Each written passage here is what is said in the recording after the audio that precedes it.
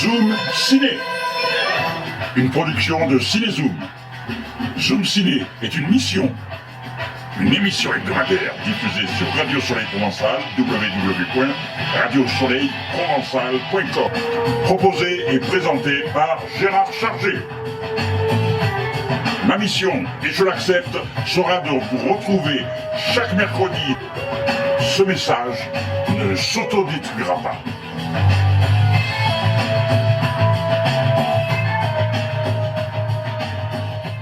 Juste c'est énorme, Cinézoom. C'est maintenant. Les gens disent à chaque fois qu'il faut consommer sans modération. Moi c'est vraiment aucune modération pour consommer. Consommer énormément cette émission. Les Zoom Ciné sur Radio Soleil Provençal. Bonjour mesdames, bonjour mesdemoiselles, bonjour messieurs.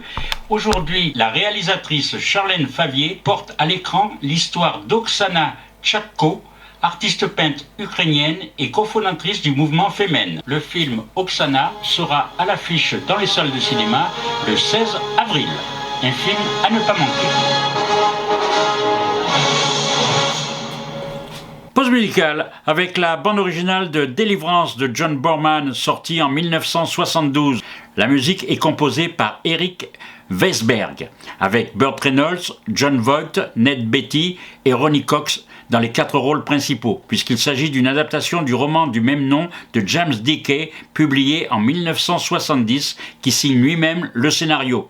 Donc de 4 amis, hommes d'affaires, qui se réunissent lors d'un week-end afin de descendre en canoë une rivière très mouvementée. Leur périple ne sera pas seulement remué par la rivière, à leurs dépens. Nous écoutons Dwelling Banjo, extrait musical, lorsqu'ils rencontrent les autochtones, les Cajuns. La première scène tournée, c'est Dwelling Banjo.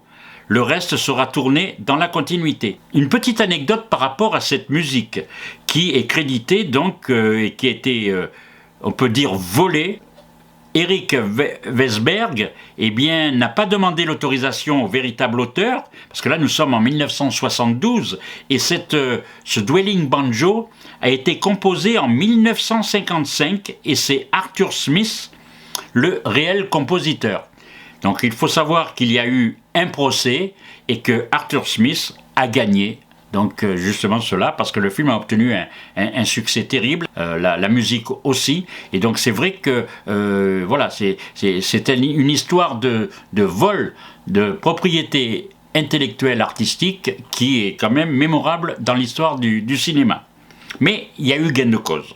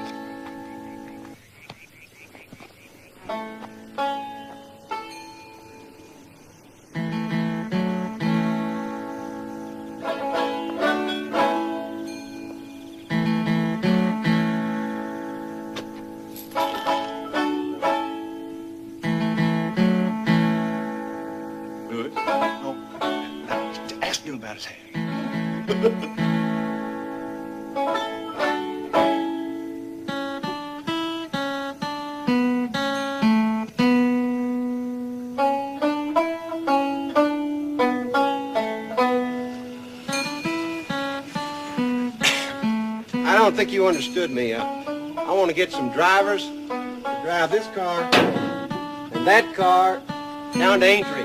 Drivers, you understand? You might get a driver, brothers. Who? The driver, brothers. Where do they live? They live back over that way.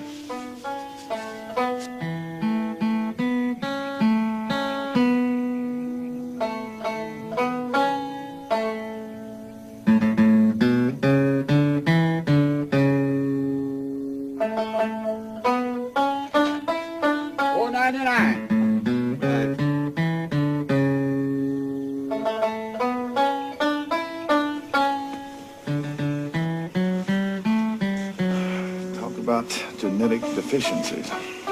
Isn't that pitiful? Who's picking the banjo there?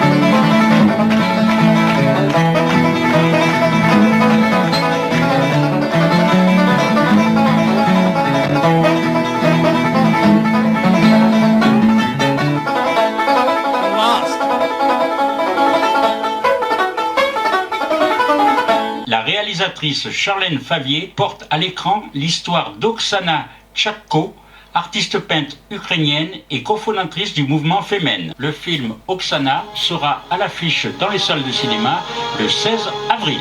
Un film à ne pas manquer. La réalisatrice Charlène Favier est accompagnée dans cet entretien par Diane Brasseur, co-scénariste avec elle. Nous les écoutons. Vous étiez déjà au départ du mouvement, vous, ou vous l'avez découvert après quand vous avez voulu réaliser ce film? Ah non, moi je suis au départ de rien du tout. Voilà, donc... Moi j'arrive à la toute fin de cette histoire, je connais rien au Femen, enfin rien, à part ce que j'ai vu dans les médias rapidement. Je suis fascinée, mi un peu perplexe, voilà. Donc, mais il y a surtout une personnalité qui m'interpelle, c'est celle d'Oksana, une personne, Oksana, qui était aussi artiste. Et je me suis dit, tiens, ici j'allais un peu plus me renseigner sur Oksana et en même temps peut-être apprendre et comprendre des choses que je n'ai pas compris sur le mouvement des Femen. Donc moi je n'y connaissais pas grand chose. Et là j'ai commencé à piocher, à faire des recherches, à lire plein de choses et j'ai découvert Oksana, sa vie, ce qu'elle avait fait, comment elle avait créé cette iconographie de la femme en colère, le torse nu, la couronne de fleurs dans les cheveux. J'ai compris le sens, j'ai compris d'où ça venait, j'ai re-regardé les peintures de Delacroix, la femme guidant le peuple, enfin voilà, et du coup je me suis dit mais il faut absolument faire un film sur Oksana, lui rendre hommage, lui rendre justice, parce qu'il y a tout un pan de l'histoire finalement aussi, de l'Ukraine, de la Russie, de l'Europe finalement aussi, qu'on ne connaît pas. Voilà, donc on était dans ce travail documentaire pour essayer de comprendre, et puis à un moment il fallait aussi trouver de la fiction là-dedans pour se détacher un peu du documentaire, parce qu'en plus tous les gens avec qui on parlait étaient bouleversés par le décès d'Oksana. C'était en fait, nous on était en 2021, Oksana est partie en 2018, donc c'était tout frais, donc il y avait une espèce d'émotion comme ça qui nous empêchait presque enfin moi en tout cas qui me paralysait un petit peu. C'est à ce moment-là que Diane est rentrée dans le processus d'écriture avec, voilà, elle n'avait pas fait ces 2 ans de recherche que j'avais fait avec Antoine, elle avait un regard neuf et elle a pu m'aider justement à rentrer dans la fiction et à trouver cette idée de dernière journée qui est en fait pour le coup de la fiction. Alors tout ce qu'il y a dans cette dernière journée est arrivé à Oksana, mais pas dans une seule journée, et ça nous a permis de créer ces allers-retours. Beaucoup de gens nous poussaient à mettre le doigt sur la dispute et la trahison, mais toi c'était pas le film que tu avais envie de faire. En fait tu voulais jamais aller vers la facilité de la narration, et cette journée-là finalement on l'a trouvée, je t'en ai parlé et tu m'as dit tiens ça c'est une bonne idée, et d'ailleurs au tout début les flashbacks en Ukraine, moi je t'avais proposé de faire l'inverse, de faire à rebours, de commencer par la fin et d'aller au début, et là tu m'avais dit ça ne marchera pas, on n'aura pas l'émotion, il faut qu'on construise l'émotion quand même dans la continuité. Et finalement, je pense qu'on a discuté pendant au bas mot 6 mois. C'était 6 mois de conversation, on marchait dans Marseille, tu poussais ta poussette, voilà, on parlait. Et après la structure, ça a été assez rapide, et la continuité dialoguée, celle-là on l'a écrite, c'est sorti. Du moment où on a eu l'idée, le texte il a jailli très très vite. Et on ne pouvait pas aller tourner en Ukraine à cause de la guerre, l'espace aérien est fermé, les assurances ne voulaient pas nous assurer, enfin l'équipe du tournage, etc.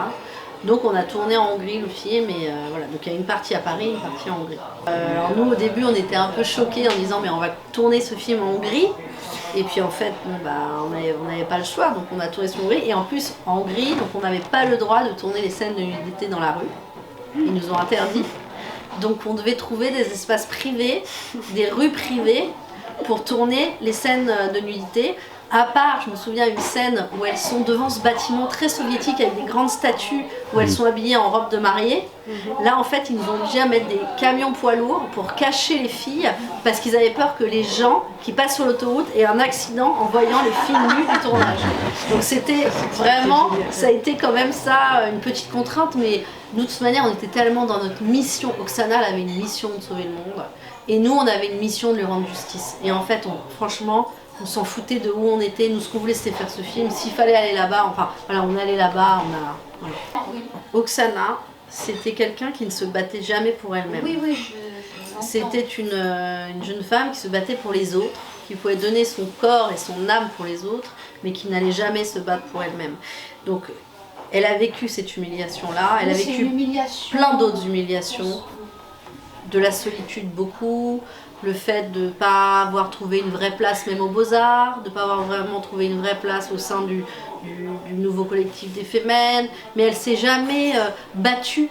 Elle a jamais pointé du doigt les personnes qui lui ont fait du mal, elle les a jamais vraiment nommées. Ça l'intéressait pas en fait. C'est pour ça que j'ai pas voulu faire un film sur cette trahison. Parce que c'est pas du tout ce qui intéressait Oksana, c'était pas ça son combat. C'était pas ça qui l'animait vraiment intérieurement. Mais en effet, je sais que ces passages répétés, parce qu'elle y allait plusieurs fois à l'OFPRA, ça a été à chaque fois très douloureux pour elle, de faire la queue, de se retrouver, en fait elle avait l'impression de se retrouver, d'être une hors-la-loi alors qu'elle s'était battue contre les injustices dans le monde, enfin il y avait un truc qui collait pas quoi, et puis voilà, donc ça a été très difficile, donc elle a jamais eu ses papiers parce que non plus, je pense que Oksana, la vraie réalité était bien pire que ce qu'on a dans le film, elle vivait dans un... elle avait rien quoi, elle avait pas de logement, elle squattait à droite à gauche, donc je pense qu'elle n'avait pas d'endroit même où mettre ses papiers, enfin elle avait même pas d'adresse, enfin c'était, voilà, je veux dire, c'est une réalité... Voilà, Ina, elle a eu ses papiers, je crois, très très vite. Ça a été très différent, mais elle avait des amis, elle s'est bien entourée, je pense qu'elle n'était pas du tout dans la même situation, et peut-être qu'elle s'est battue aussi pour avoir ses papiers. C'est vraiment un film hommage à Oksana, mais j'espère que les filles, si elles voient le film, vont l'apprécier, et je sais que elles ont été très proches d'Oksana quand même à un moment, mais Oksana elle disait qu'en fait si elles ne s'étaient pas rencontrées autour des Femmes, de ce collectif qu'elles ont créé, elles n'auraient jamais été amies. Mais en même temps, parfois, voilà, on vit des choses très fortes avec des gens, et puis une fois que l'aventure est terminée, des fois un peu sur un tournage, c'est comme ça, bah, chacun reprend sa vie et en fait a d'autres priorités et tout. Donc voilà, mais je pense que toutes, quand même, sont heureuses au fond d'elles-mêmes qu'il y ait un film hommage pour Oksana, parce que tout le monde sait que c'était une personne extraordinaire. D'ailleurs, un moment, elle le dit, c'est Anna qui lui dit, les groupes politiques sont amenés, les mouvements révolutionnaires sont amenés à mourir, enfin, je sais plus exactement comment on l'a formulé. Et c'était marrant parce que c'est une critique qu'on avait eue à l'époque du scénario qui moi m'avait fait beaucoup rire, que j'avais trouvé complètement irrecevable. Et pourtant Dieu sait si on a écouté les critiques au moment de l'écriture, mais quelqu'un nous a dit c'est quand même dommage, ça donne une mauvaise image des Femmes. Et là nous deux on était abasourdis quoi, parce qu'on se dit bah on va pas faire un film de propagande sur les Femmes, mais c'est dire que entre elles quoi, il y a un moment donné où c'est un mouvement qui n'a pas survécu à son arrivée en France, à l'ampleur, voilà, à partir du moment où ce que tu disais, le mouvement a pris une taille conséquente en France, ouais. En fait, c'est devenu autre chose parce que ça a survécu quand même, parce que ça continue d'exister. Et moi, je suis très reconnaissante quand même quand je les vois aller dans la rue, se battre. Moi, je soutiens ça. Mais disons que ça a été différent, c'est devenu autre chose. Ouais, c'est ça. Voilà. Mais là, ce qu'on raconte, c'est les racines, c'est la petite graine, c'est ça qu'on raconte. En tout cas, on a lu parce qu'on a lu tous les articles de presse qui avaient été faits, et je crois qu'on avait lu qu'il y avait eu ce questionnement sur le nom, sur le côté... En plus, je crois que Femmes, ça veut dire cuisse en latin. Enfin, je crois qu'elles se sont vraiment questionnées sur plein de trucs. Après, on sait aussi, ce qu'on a lu, c'est qu'elles avaient inventé ça en mangeant des bonbons. Les gens connaissent ce mouvement aujourd'hui tel qu'il est, c'est-à-dire la femme, la couronne, le poing levé, les seins nus et l'inscription sur le corps, comme s'il avait toujours été comme ça. Mais en fait, le cheminement pour arriver à cette iconographie-là a été très long et elles n'étaient pas d'accord entre elles. Au début, elles n'étaient pas... Là où Oksana, elle, a eu une vraie vision, les autres, il a fallu les convaincre, elles ont été... Et c'est ça qui est intéressant, parce que nous, en tout cas, on a trouvé intéressant, c'est de montrer comment cette iconographie s'est mise en place petit à petit. Une question par rapport à une phrase qui est dite dans le film, vous le dites même peut-être à plusieurs fois, l'art est révolutionnaire Est-ce que c'est un peu aussi ce qui vous a guidé pour créer ce film et écrire cette histoire? Non, alors moi totalement, je suis en accord total avec Oksana qui dit l'art c'est la révolution. Je ne sais pas si vous avez vu Slalom, mais pour moi c'était déjà une manière de faire la révolution. Ça c'était une révolution intime déjà pour moi d'écrire ce film et de le porter à l'écran. La fille qu'on appelle, c'est aussi une autre manière de raconter ce cheminement par la parole cette fois. Et là c'est encore une autre manière de le raconter. Enfin, moi je pense qu'on a énormément de chance en France déjà de vivre dans ce pays, de pouvoir faire ce métier encore plus. Et qu'on a le devoir, enfin en tout cas moi, je m'impose un petit peu ce devoir-là, d'essayer de changer le monde et d'essayer de faire bouger les lignes, d'essayer de questionner, d'essayer d'utiliser la chance que j'ai pour que ça serve à quelque chose. Voilà. Donc, et donc c'est vrai que je rejoins totalement Oksana dans ce message. Enfin, pour moi, je ne verrais pas les choses autrement. Et ce qu'on s'était dit, c'est que si on arrive à faire comprendre ce qu'est ce mouvement, d'où il vient, comment il a été créé, pourquoi, et surtout de le rendre audible, mais pas que aux femmes, aussi aux hommes. On se disait en fait, si nos compagnons vont voir ce film et que cette histoire l'intéresse, alors on a gagné. Moi c'était vraiment bon. Moi j'ai fait ce film pour rendre hommage et rendre justice à Oksana. Ça c'était ma mission, moi en faisant ce film. Et j'ai mis aussi mon corps et mon esprit dans cette mission pour y arriver. Et ensuite, je pense que ce que je retiens de ce qu'Oksana m'a appris, ce que je disais tout à l'heure aux étudiants, c'est de rester toujours aux aguets, de se renseigner, de ne pas croire ce qu'on nous dit et de toujours se battre quand en fait on sent qu'il y a quelque chose qui n'est pas juste. En fait, il faut se battre. Et je crois que c'est aussi ce que nous apprend le peuple ukrainien en résistant depuis 3 ans. Et là, je pense très fort à mes actrices qui sont toutes à Kiev, qui ne partiront jamais de Kiev. Enfin, elles vont venir à Paris pour l'avant-première, mais c'est 24 heures de trajet aller-retour. Je veux dire, ce sont des combattantes, ces filles-là.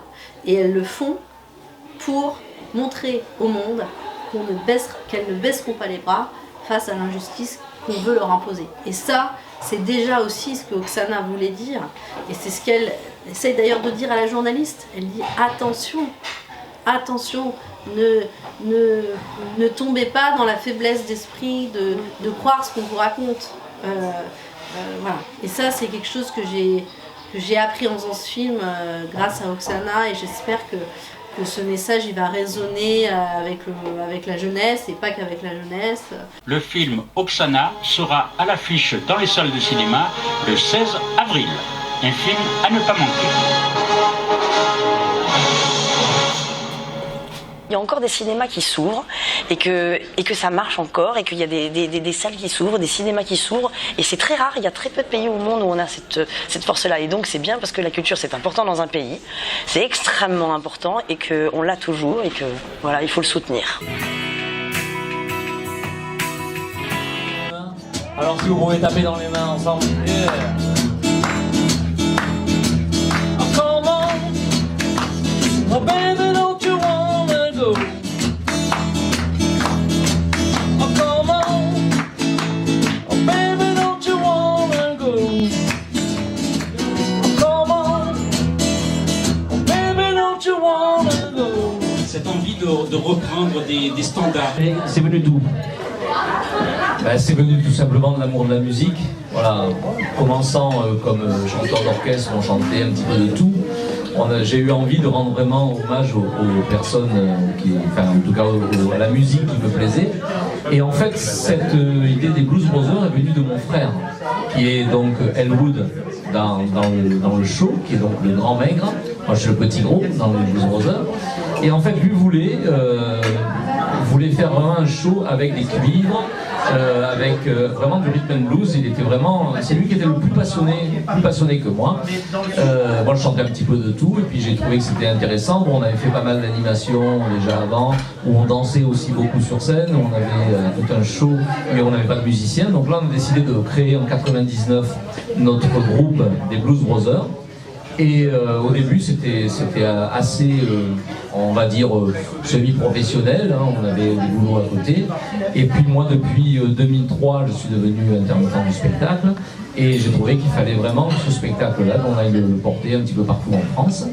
Et voilà, ce premier spectacle est venu d'abord de l'amour déjà du rhythm and blues et de ces personnages qui sont très particuliers parce que ce ne sont pas des vrais chanteurs comme Elvis ou comme Michael Jackson ou autre. C'est sorti d'un film et donc c'était déjà des gens qui rendaient hommage au rhythm and blues. Et il y avait un certain second degré assez humoristique mais aussi scénographique, et on parle aujourd'hui de cinéma, c'était d'abord des comédiens.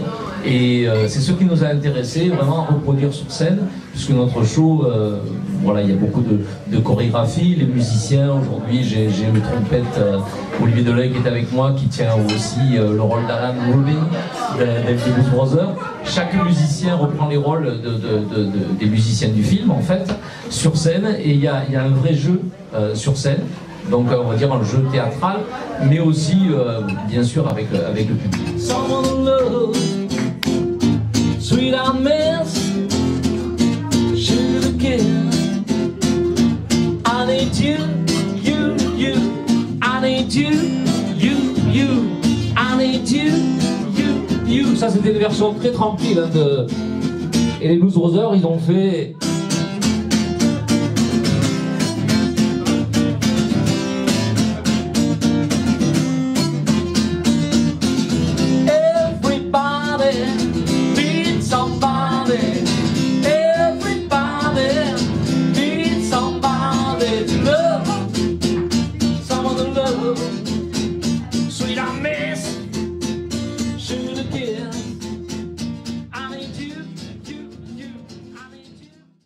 User sans modération, contrairement à certains autres endroits, et donc venez retrouver toute l'actualité du cinéma. Les infos Cinézoom pour terminer.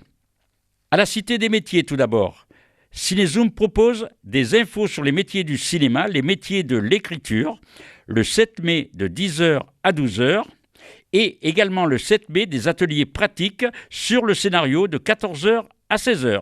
C'est au 4 rue des Consuls, dans le 1er arrondissement de Marseille. Allez sur le site de la Cité des métiers et vous pouvez vous y inscrire. Également les infos Cinézoom, il y a aussi des stages tout l'été, juillet et août pendant les vacances scolaires. Allez sur le site www.ciné-zoom.com et vous apprendrez à faire un film de A à Z, de l'écriture au tournage. 06 09 17 41 64 pour tout renseignement et inscription. Attention, les places sont limitées. Vous pouvez aussi vous inscrire en passant sur le site www.ciné-zoom.com où il y a le bulletin d'inscription avec les tarifs et avec tous les renseignements sur ces stages. Pour un stage de 5 jours, c'est hallucinant, mais ça tient du miracle. Non, mais c'est un challenge, disons, à chaque fois. Normalement, c'est un exploit, mais pour le film du curé, là, c'est un miracle. Ouais. Et ça s'est fait comme une fleur, et parce que c'était vraiment bien pensé. Si vous voulez faire un stage, eh bien renseignez-vous et vous aurez des images, vous aurez tous les emails et tout. C'est vrai qu'en 5 jours, on fait un film de A à Z. Et en même temps, c'est servi d'un fait divers pour le démarrage du film. Juste petite anecdote comme ça que je raconte. La venue du pape François à Marseille au stade Vélodrome. Et c'est parti là-dessus. Et donc, et en même temps, moi ce que j'avais fait avant le stage, j'avais fait des photos chez un costumier de certains costumes. Et j'avais dit voilà. Il y a le château, il y a toute la propriété, parce que le château des Cressaux, c'est un lieu magnifique où vous pouvez tourner tout ce que vous voulez, parce qu'il y a des paysages qui sont complètement différents les uns des autres. Il y a des maisons dans les arbres, il y a un restaurant dans les arbres, il y a un grand bar en pleine nature, dans le green. Donc voilà, on peut faire tout ce qu'on veut là-bas. Et donc c'est vrai que le lieu est grandiose.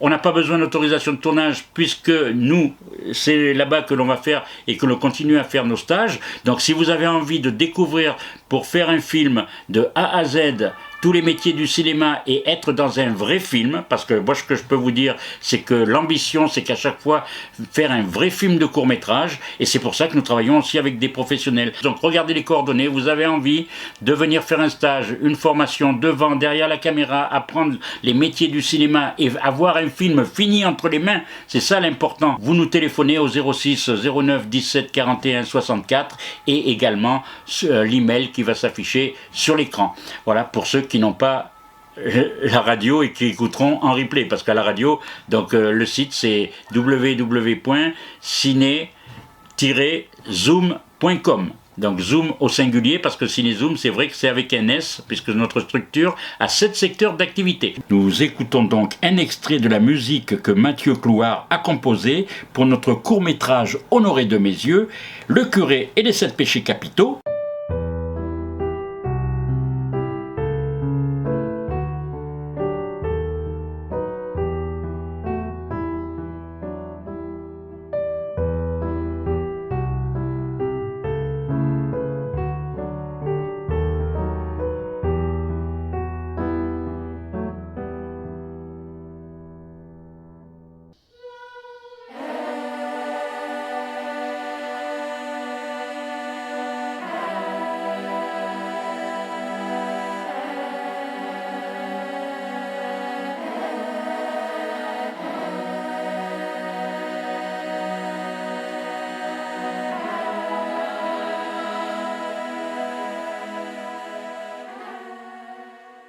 Au revoir à toutes, bonne semaine cinématographique, à la semaine prochaine, même heure, même endroit. Mais en attendant, vous pouvez retrouver sur Radio Soleil Provençal l'émission de Yann, le jeudi à 20h30, Pop, Musique, Film. Les gens disent à chaque fois qu'il faut consommer sans modération. Moi c'est vraiment aucune modération pour consommer. Consommer énormément cette émission. Juste c'est énorme, Cinézoom.